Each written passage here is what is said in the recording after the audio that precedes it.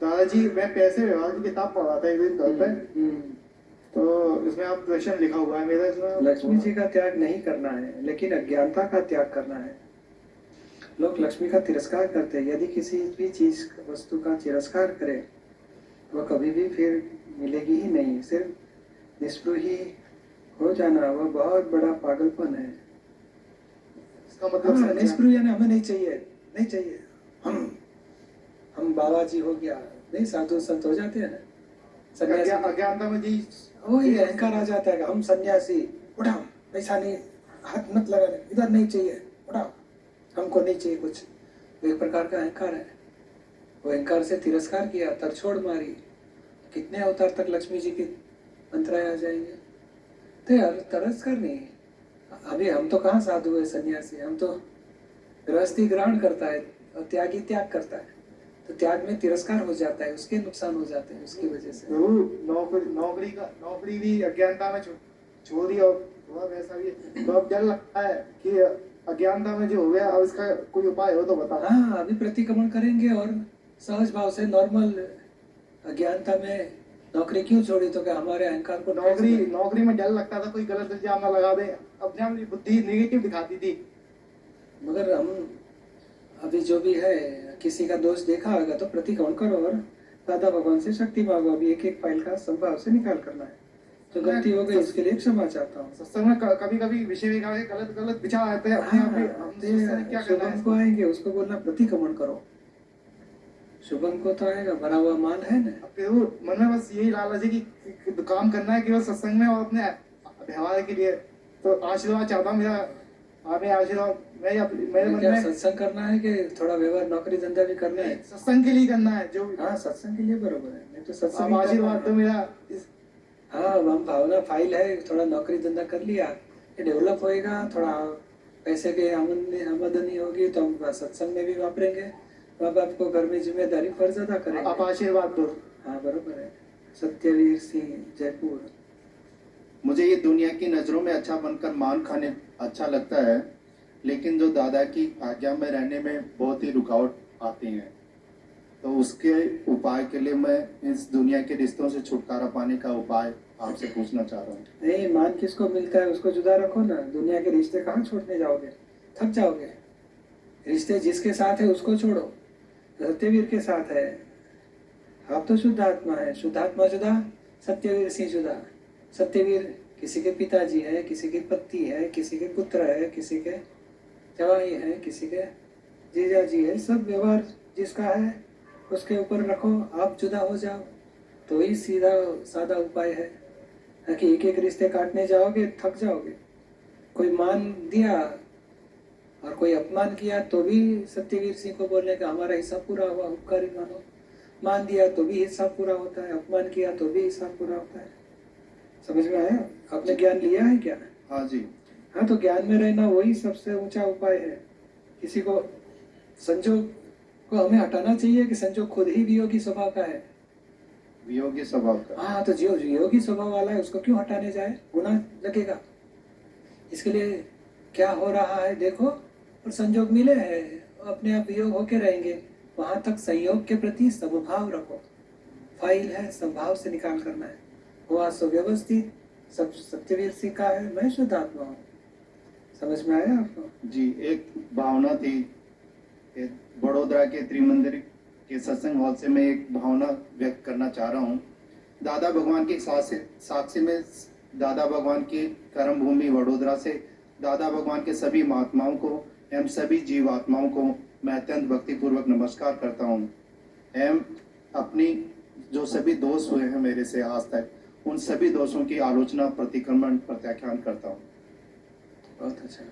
जय सच्चिदानंद। जय सच्चिदानंद। संतोष मोहब्बिया। जय सच्चिदानंद पूज्य श्री। बोलो। मेरा प्रश्न तो खैर यहाँ कुछ नहीं है, बस केवल भावना है। बस जबलपुर में आपका सत्संग प्रोग्राम हो। एक बार जबलपुर में हो चुका है 2013 में। हाँ। और हमारे जबलपुर के सभी महात्माओं की यही इच्छा है कि आपका एक बार प्रोग्राम हो। अब तो पुत्र आते रहते हैं ना? और अब तो पुत्र आते हैं नहीं? जी जी आते हैं ना। बस चालू रखो सत्संग, और धीरे धीरे जिसको बहुत इच्छा है इधर आ जाने का, और एक थोड़ा सा सुझाव चाहिए था आपसे। हमारे जबलपुर में टीम वर्क है तो वो थोड़ा कमजोर है, तो उसके लिए कुछ उपाय बताइएगा। हाँ, टीम वर्क में हम किसी के दोष नहीं निकालने के, सभी को चांस देने का, डिसीजन सब मिलके लेने का। हम कहे ऐसे ही करना है, अड़ालत से ऐसे कहा गया है, इतना ही करना चाहिए, दूसरा हम नहीं सुनने चाहते, ऐसे नहीं। आपकी सबकी क्या राय है, सबकी क्या इच्छा है, सब लोग मिलके डिसीजन लेना। जब ज्यादा लोग ने बताया इस प्रकार करना है तो हम भी साथ में साथ देंगे उनको। और आपका पुत्र की हेल्प लेना, वो लोग हेल्प करेंगे आपको। ठीक है, वैसे हम लोग वहाँ पर किसी के दोस्त नहीं देखते हैं जबलपुर में। हाँ, जय सच्चिदानंद। जय सच्चिदानंद। राहुल सिंह, जय सच्चिदानंद दीपा भाई। बोलो। हम ये और प्रश्नों का उत्तर तो हमें मयूर भाई से मिल गया है। एक प्रश्न है, परम तप क्या है? परम तप यानी अंतर तप। अंतर तप यानी क्या नाम आपका? राहुल सिंह।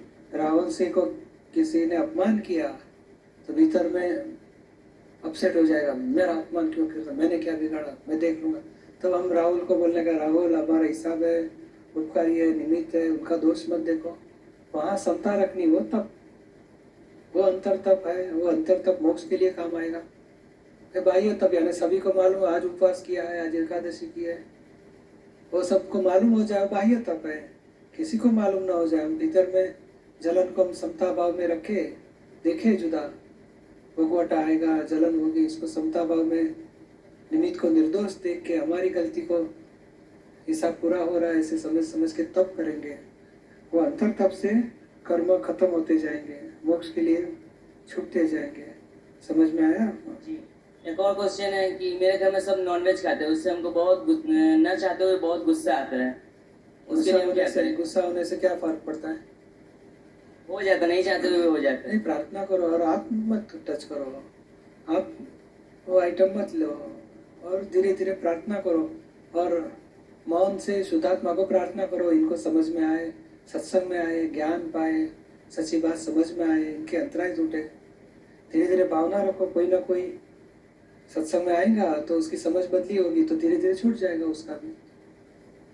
जय सच्चिदानंद। हाँ, सुजाता बोलिए। उस समय बिना बुलाए खड़ी हो गई थी, इसके लिए क्षमा चाहती हूँ। हाँ, ये क्या है कि इतने सारे लोग बैठे हैं ना, प्रश्न लिखने का नहीं, बीच में माइक उठा लेने का, ये रास्ता अच्छा है, ऐसे सीख जाते लोग।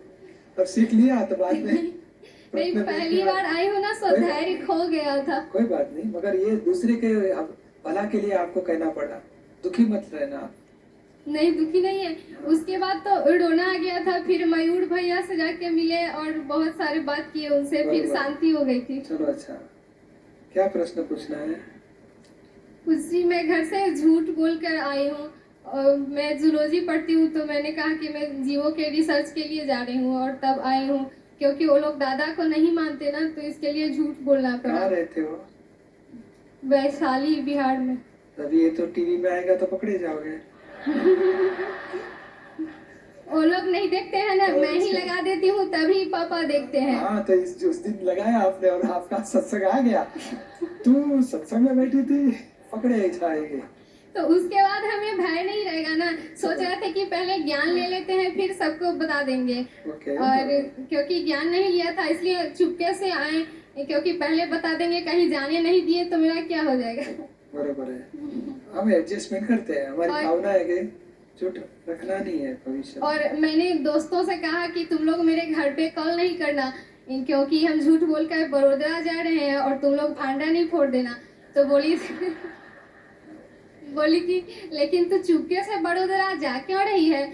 तो मेरे मुंह से निकल गया कि मैं सनम से मिलने जा रही हूँ। तो बोली कि अच्छा, तेरा सनम वहाँ बड़ोदरा में रहता है? मैंने कहा कि नहीं, रहता तो यहाँ हृदय में है, लेकिन वहाँ जाने के बाद दर्शन होगा, मिलन होगा। तो बोली कि अच्छा, तू तो कहती थी कि भगवान से मिलना है, भगवान से मिलना है, अब ये सनम कहाँ से आ गया? मैंने कहा कि अरे, कबीर दास भगवान को सैयवा पियवा कहते थे और हम सनम कह दिए तो क्या प्रॉब्लम है? बोली कि तू सठिया गई है क्या? तो मैंने कहा कि तो बोली कि तू पगला गई है, तुझे जहाँ जाना है वहाँ जा। वो ज्यादा सच्ची बात बताने के नहीं है, कुछ काम है, संजोग है, और जियोलॉजी का बता देने का तो जियोलॉजी का बता देने का। नहीं तो वो लोग फ्रेंड है ना, और घर फिर भी पे बोले बताने का कि मैं इस वजह से जाती हूँ, ऐसे मैंने बताया, ये आप भी यही समझ लो। कोई हाँ। बात नहीं, अभी जो भी है हम प्रतिकोण करेंगे मम्मी पापा के कि हमें ज्ञान लेने के लिए इस प्रकार बोलना पड़ा, आपको दुख न हो जाए, समाधान मिले, और मेरी वजह से आपको किंचित मात्र दुख न हो जाए, ऐसी प्रार्थना करने की और प्रतिकोण करने की। ऐसे बहुत प्रार्थना की बस, थी बस। और सब करके तभी आ पाए बहुत थे। अच्छा, चलो। या आज यहाँ पहुंचकर ऐसा लग रहा है जैसे युगों की शताब्दियों की यात्राएं पूर्ण हो गई, जैसे जंगल में भटकते भटकते आज मंजिल पर पहुंच गई। बहुत अच्छा। ये हृदय इस अद्भुत अलौकिक आनंद को महसूस करने के लिए व्याकुल हो रहा था। ये निगाहें आपके प्रत्यक्ष दर्शन को तरस रही थी। ये कर्ण आपकी मधुर वाणी का रसपान करने को लालायित हो रहा था। सबने लिख लिया अभी करोड़ों जन्मों के तपस्या का ऐसा सुंदर फल पाके धन्य धन्य हो गई। उस करोड़ों जन्मों के तपस्या में भी कदाचित ही ऐसा सामर्थ्य हो कि ऐसा सुंदर फल प्रदान करे। वो तो हमारे आराध्य करुणा के सागर है, जिसने मुझ जैसे कंकर को हीरा होने का वरदान दिया है। ऐसा जी चाहता है कि अपने तारनहार के इस ज्ञान के गंगा में डूब जाऊं, क्योंकि यहाँ डूबने का अर्थ ही अलग है। यहाँ डूबना यानी पार उतरना है, धाराओं में बहना नहीं है। बरोबर है। सुरेश कृपा, नागपुर। आप मैं 14 में ज्ञान विधि लिया था अडालत से नवंबर महीने में, और आपने कहा था कि चरण विधि करना, आरती वगैरह करना घर जाके। तो प्रश्न पड़ा था कि मेरे से होगा या नहीं होगा। तो घर गया तो फिर सब चालू हो गया, आरती वगैरह में, चरण विधि में भी मन लग रहा है। रोज सुबह उठ के चरण विधि वगैरह करता हूँ, सामायिक भी करता हूँ। तो सामायिक करने के वक्त तो प्रश्न पड़ता है कि क्या करना चाहिए इसमें। तो मैं अपने चित्त और विचारों को देखते रहता हूँ। बरोबर है। तो उस टाइम चित्त तो कहीं दिखता ही नहीं, यानी बंद हो जाता हो। सामायिक में इतना करो कि सारे दिन में किसको दुख पहुंचा है, हाँ, तो दुख देखते क्रोध, हैं मान, तो- माया, लोग दोष देखा तो भी जागृति बढ़ी। हम तो सामायिक में है।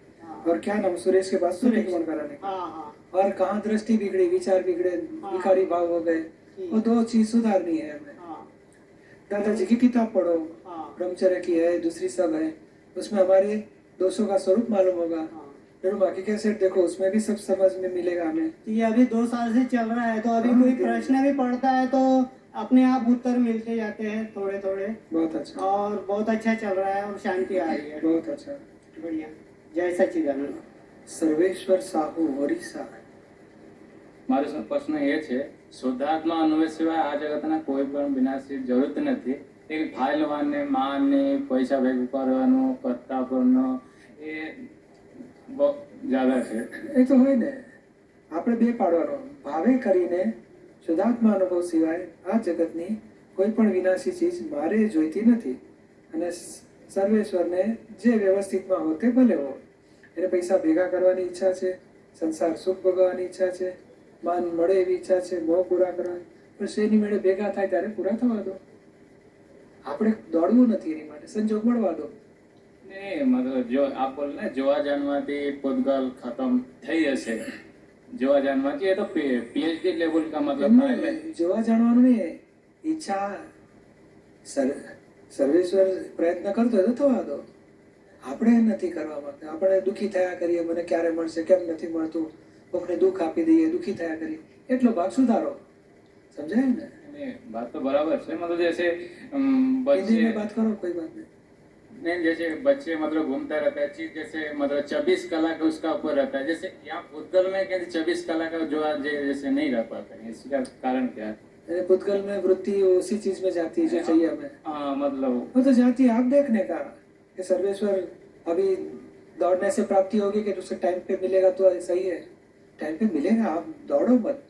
शक्ति मांगो, दादा ये फाइल है, संभाव से निकाल करना है, मेरी इच्छा है, सब मिलेगा तब मैं प्राप्ति होगी, तब तक मैं संभाव में रह सकूँ, इसी मुझे शक्ति दो। ऐसे कुछ रास्ता करते रहो। थोड़ा इधर इधर मुंह बगड़ जाता है, मतलब हाँ। चट्टापन में आ जाते हैं। तो आने दो, साव आ जाएगा सर्वेश्वर। उसको बोलेगा दूसरे को, देखो एक मोह के लिए 5 लेवल 4 स्टेप, पहला लेवल सुधारो, हमारा मोह पूरा करने के लिए किसी को दुख नहीं देना है। और दूसरा लेवल ये सुधारोगे, हमें हमारा मोह पूरा न हो गया तो दुखी नहीं होना है।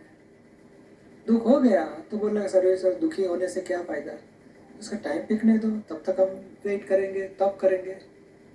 और दूसरे को दुख देने से अंतराय और गिरेंगे। स्वभाव से निकाल करना है, आने दो संजोग। जय जय। मैं मदन लाल गुप्ता बोल रहा हाँ, हूँ। बोलिए। जय सच्चिदानंद। हाँ। मैं शाहजहांपुर से हूँ। हाँ बोलिए। मैं ज्ञान विधि लेने के बाद क्रोध आना तो कुछ कम हुआ है, लेकिन अभी भी क्रोध आता है। जैसे अगर अपने सबॉर्डिनेट को मैं कुछ बताता हूँ और उसके अनुसार नहीं काम करता है तो हमें थोड़ा क्रोध आ जाता है। और रियलाइज भी करता हूँ कि मतलब ये गलत हुआ है और मैं प्रतिक्रमण भी करता हूँ उसके लिए, लेकिन आना नहीं बंद हो रहा, क्रोध फिर भी आता है थोड़ा। हमें रीत बदली करो कि किस वजह से वो काम नहीं कर पाता है। उसकी इंटेंसिटी नहीं है, इसकी एबिलिटी नहीं है, उसको कुछ संजोग कम पड़ रहे हैं, उसकी समझ में नहीं आता है। उसको पूछो एक बार प्रेम से, ऐसा काम क्यों नहीं पार होता है, कोई तकलीफ आती है, चलो हम मिलके साथ में रहेंगे, सॉल्व करेंगे। आपको तकलीफ आ गई है तो रास्ता कुछ निकालेंगे। तो प्रेम से बात करो, डांटने से क्या फर्क पड़ता है, उसका भी दिमाग आउट हो जाएगा और बाद में मन में वैर रखेगा। प्रेम से व्यवहार लो। हमारा बॉस हमारे पर गर्म होता है, हमें पसंद आता है कभी, तो हमें भी किसी के ऊपर क्रोध से काम नहीं लेना चाहिए, प्रेम से काम लो। नहीं भाई क्या तकलीफ आती है, चलो हम रास्ता निकालेंगे, सॉल्यूशन निकालो। कितना, एक ही सबऑर्डिनेट है कि पूरा ग्रुप है? नहीं, पूरा 250 250 है। 250 में कोई ना कोई तो काम में प्रॉब्लम करता ही होगा। इसलिए थोड़ी कोई प्रॉब्लम होती रहती तो है। सबके ऊपर दिमाग हमारा गर्म का गर्म ही रहता है, ठंडा होता ही नहीं। मगर कुछ आइडिया करो। 23 अगस्त शाम